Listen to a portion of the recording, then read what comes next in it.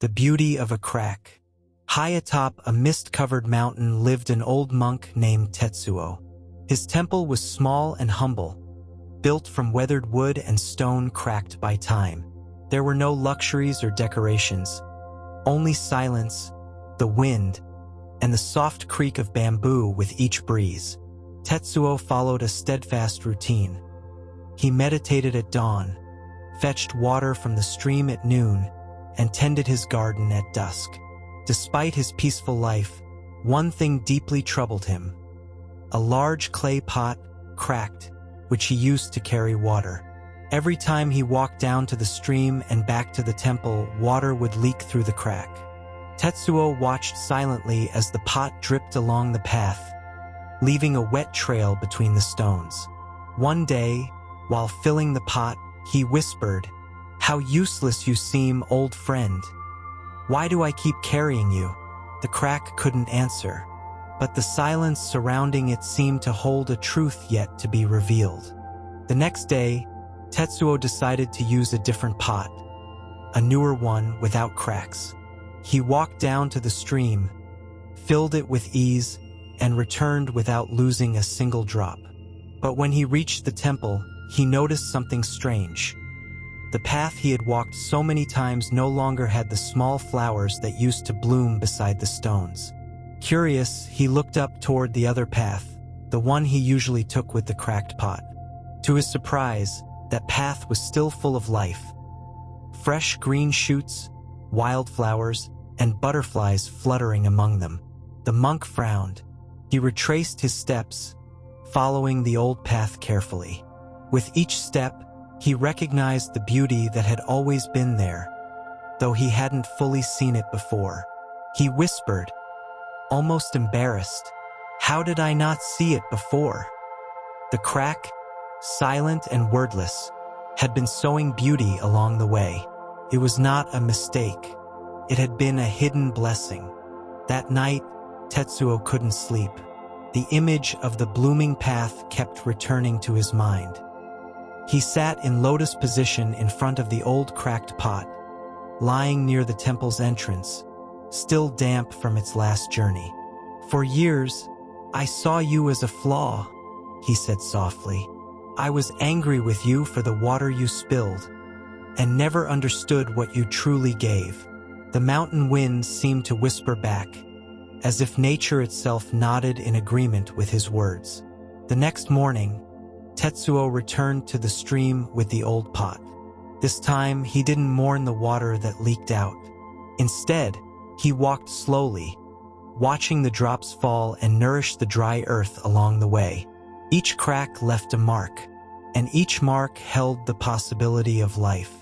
The monk, who for years had sought enlightenment through silence, discipline, and perfection, now understood that even imperfection could be a path to truth. As the days passed, Tetsuo began to see cracks everywhere. In the temple walls, where the morning light slipped through in golden beams. In his weathered hands, where every wrinkle told a story. Even in his thoughts, where doubts and past mistakes now seemed like doors to deeper understanding. A young disciple named Ryo, who lived in the valley and came up to the temple weekly to learn from the master, noticed the change in him. "Master Tetsuo," he asked respectfully, "why do you keep using that broken pot when you have a new one without flaws?" The elder smiled, his eyes shining with serene light. "Because what's broken isn't always what's flawed, Ryo. Sometimes, it's the cracks that let the light in, or the water that gives life." The young man looked puzzled, but Tetsuo said no more. He simply pointed to the path, where flowers grew in a delicate, glowing line, a silent answer. Ryo began to see with new eyes. During his visits to the temple, he walked slowly along the flower-lined path, gently touching the petals blooming between the stones. Something stirred inside him, as if an invisible thread connected him to every flower drinking from the spilled water. One afternoon, while sharing tea with his master, Ryo spoke softly. "I think I have cracks too, master. Thoughts I can't calm. Fears I can't explain. Sometimes I feel broken. Tetsuo nodded, showing no surprise. He poured more tea and said gently, "We all have them. The difference is whether we try to hide them or let them speak. A crack can be a wound or a path for the soul to breathe." Rio looked at him with eyes wet, not with sadness, but with something deeper, understanding. That day, something began to grow inside him. Not a certainty, but a seed. As the seasons passed, Rio no longer avoided his own cracks. He learned to sit with them, to listen without judgment, just as he did to the wind among the trees or the murmur of the stream. He no longer felt ashamed of his imperfections. He began to see them as part of the map of his existence. One morning, while helping repair a temple wall, Rio noticed a long crack running across one of the oldest stones. He was about to seal it with clay, as he always had, but hesitated. He remembered Tetsuo's words, and on impulse, placed a small plant there, a wild vine he had found near the stream. Days passed, and the plant grew, climbing through the crack as if it had been waiting for it. Visitors to the temple began to pause before that wall, some in silence, others with soft tears in their eyes, not knowing why.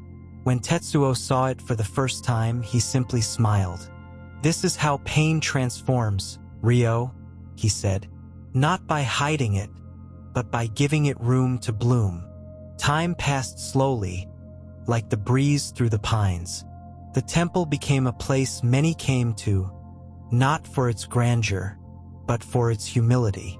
Here, cracks were not hidden. They were seen, cared for, and honored. Rio became a quiet guide for those who arrived with tired hearts. He didn't offer answers.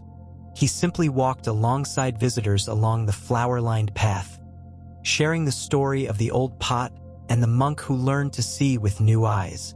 Some laughed, others cried, but all understood something unspoken, that they should not be ashamed of their cracks, that in what is broken, there is also beauty, that sometimes there is more truth in pain than in what shines. One afternoon, returning from the stream with the cracked pot, Rio looked at the sun's reflection in the water still left inside, and he understood that, though it would never be full again, its contents had watered more than he could have ever imagined. Years later, when Tetsuo no longer walked the paths, Rio cared for the temple just as the old master had. He kept the cracked pot, not as a useful object but as a sacred symbol. It sat by the garden, with flowers growing all around it, as if the water it once spilled still flowed eternally. A foreign visitor, curious about the broken vessel, asked, "Why keep something that no longer serves?" Rio smiled with the same peace as a leaf falling gently to the ground. "Because not everything valuable is whole. Sometimes the wisest and truest things come through what has been broken." The visitor said nothing, but remained silent for a long moment, gazing at the flowers. And so, in every crack of the temple, in every wrinkle on Rio's face, in every stone that let rain and sun pass through, lived the lesson Tetsuo had discovered. It is not perfection that transforms us, but how we allow our cracks to let in the light.